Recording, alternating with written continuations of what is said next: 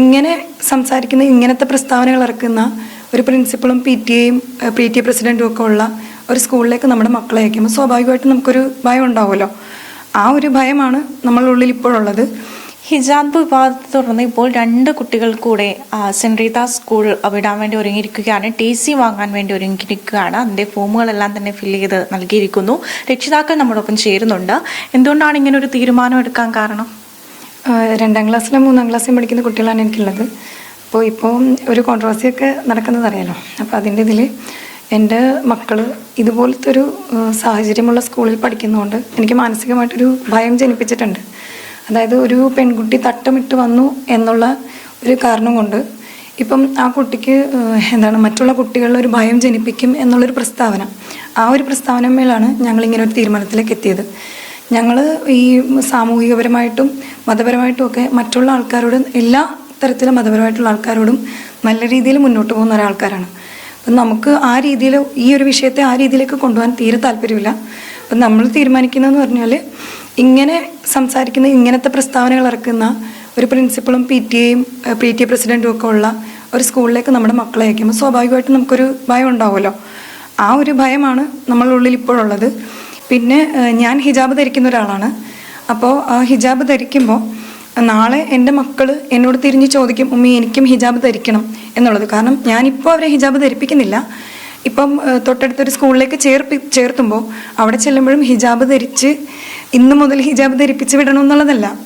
അവർ എന്നാണോ ഇതിൻ്റെ മേന്മ മനസ്സിലാക്കുന്നത് അവരെന്നോടത് ആവശ്യപ്പെടുമ്പോൾ, അവർ മുതിരുമ്പോൾ അതിനാവശ്യപ്പെടുന്ന സമയത്ത് അവർക്ക് അതിനുള്ളൊരു സാഹചര്യം ഉണ്ടാവണം. അപ്പോൾ അതിന് ഉതകുന്ന തരത്തിലുള്ള ഒരു സ്കൂളിലേക്കാണ് ഇപ്പോൾ ഞാൻ മാറ്റാൻ ഉദ്ദേശിക്കുന്നത്. അതിൻ്റെ മെയിൻ ഹൈലൈറ്റ് എന്ന് പറഞ്ഞു കഴിഞ്ഞാൽ അതൊരു ക്രിസ്ത്യൻ മാനേജ്മെൻറ്റ് സ്കൂൾ തന്നെയാണ്. അവിടുത്തെ പ്രിൻസിപ്പൽ എന്ന് പറഞ്ഞാൽ ഒരു സിസ്റ്ററാണ്, അതായത് കന്യാസ്ത്രീയാണ്. അതായത് ഈ സെന്റ് റീതാസ് സ്കൂളിലെ പ്രിൻസിപ്പലിനെ പോലെ തന്നെ ഒരു കന്യാസ്ത്രീയാണ്. അപ്പോൾ ആ കന്യാസ്ത്രീ ആ മേഡത്തിനോട് ഞാൻ ഇന്നലെ കഴിഞ്ഞ ദിവസം സംസാരിച്ചിട്ടുണ്ടായിരുന്നു. ആ മേഡം എന്നോട് സംസാരിച്ചതെന്ന് പറഞ്ഞാൽ വളരെ ചേർത്ത് പിടിക്കുന്ന രീതിയിലത്തെ ഒരു സംസാരമായിരുന്നു. എന്നോട് പറഞ്ഞത്, മോളെ നമുക്ക് അങ്ങനത്തെ യാതൊരു തരത്തിലുള്ള വിവേചനങ്ങളും ഇല്ല. ഞങ്ങളെല്ലാ കുട്ടികൾക്കും അവരുടെ അവകാശങ്ങൾ സംരക്ഷിച്ചുകൊണ്ടുള്ള വിദ്യാഭ്യാസമാണ് നൽകുന്നത്. അപ്പോൾ അതുകൊണ്ട് ഒരു തരത്തിലും പേടിക്കേണ്ട ആവശ്യമില്ല, കുട്ടികളെ ധൈര്യമായിട്ട് ഇങ്ങോട്ട് വിടാമെന്നാണ് പറഞ്ഞത്. അപ്പോൾ ആ ഒരു സംസാരം അതാണ് ശരിക്കും ഞങ്ങളെ കൂടുതലും അതിലേക്ക് അടുപ്പിച്ചത്.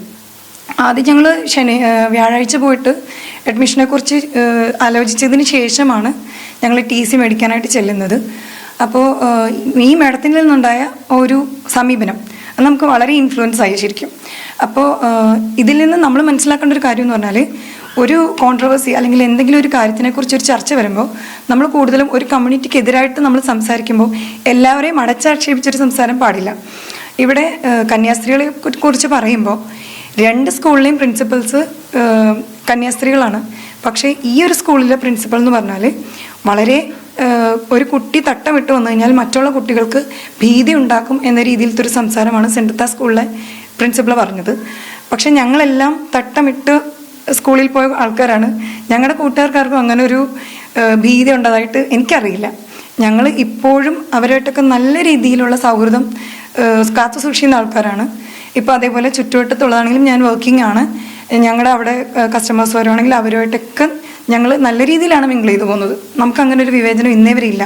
ഇപ്പോഴും ഈ ഒരു വിഷയത്തിലും അങ്ങനെ ഒരു വിവേചനം ഉണ്ടാക്കാനുള്ള താല്പര്യവുമില്ല. പിന്നെ ഇങ്ങനെ ഒരു കോൺട്രവേഴ്സി നിൽക്കുന്ന ഒരു സ്കൂളിലേക്ക്, ഇത്തരം ഒരു പ്രസ്താവന ഇറക്കുന്ന സ്കൂളുകളിലേക്ക് എൻ്റെ മക്കളെ തുടർന്ന് പഠിപ്പിക്കാൻ എനിക്ക് താല്പര്യമില്ല. അത് ഞാനും എൻ്റെ ഭർത്താവും മാത്രം ചേർന്ന് തീരുമാനമെടുത്ത ഒരു തീരുമാനമാണ്. ആരും ഞങ്ങളെ കമ്പൽ ചെയ്തിട്ടില്ല. അത് ഞങ്ങളുടെ മാത്രം ഒരു തീരുമാനമാണ്.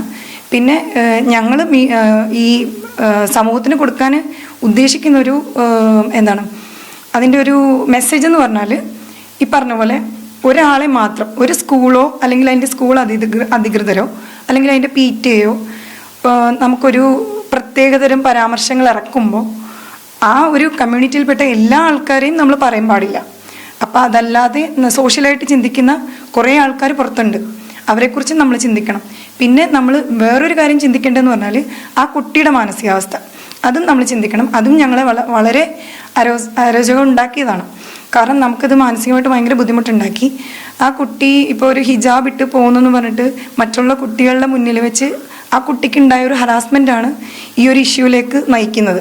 അപ്പോൾ അത് ചോദിക്കാൻ ചെന്ന ഒരു വാപ്പയാണ് ഈ ഒരു ഇപ്പം ഒരു വിവാദമായിട്ട് നിൽക്കുന്നത്. ഇപ്പോൾ ഒരു കുട്ടി ഒരു സ്കൂളിൽ വെച്ച് ഒരു മാനസിക സംഘർഷത്തിൽ ഏർപ്പെട്ടാൽ അതിനെ ചോദ്യം ചെയ്യാൻ അതിൻ്റെ വാപ്പയ്ക്ക് അതിന് അവകാശമുണ്ട്. അപ്പോൾ അതിൻ്റെ പേരിൽ നിന്നുണ്ടായൊരു പ്രശ്നമാണിത്. അപ്പോൾ യഥാർത്ഥ റീസൺ അതാണ് ശരിക്കും നമ്മൾ ചർച്ച ചെയ്യേണ്ടത്.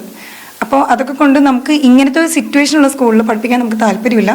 അതുകൊണ്ട് അതിനൊതുങ്ങുന്ന തരത്തിൽ അതേ ക്രിസ്ത്യൻ മാനേജ്മെൻറ്റ് സ്കൂളിൽ തന്നെ നമ്മൾ ഒരു അഡ്മിഷൻ എടുക്കാൻ പോവുകയാണ്. ആ മിസ് എല്ലാ പിന്തുണയും പറഞ്ഞിട്ടുണ്ട്. അതുകൊണ്ട് നമ്മൾ അങ്ങനെ ഒരു തീരുമാനം എടുക്കുന്നു. സെന്റ് റീത്താസ് സ്കൂൾ പഠിക്കുന്ന 2ാം ക്ലാസ്സിലെയും 3ാം ക്ലാസ്സിലെയും വിദ്യാർത്ഥികളെയാണ് ഇപ്പോൾ രക്ഷിതാക്കൾ സ്കൂൾ മാറ്റാൻ വേണ്ടി തീരുമാനിച്ചിരിക്കുന്നത്.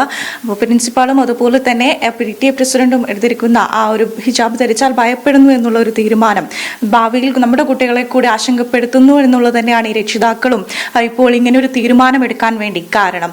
ക്യാമറാമാൻ സഞ്ജു പുറ്റമലിനൊപ്പം ആര്യ വിനോദ്, മീഡിയ 1 കൊച്ചി.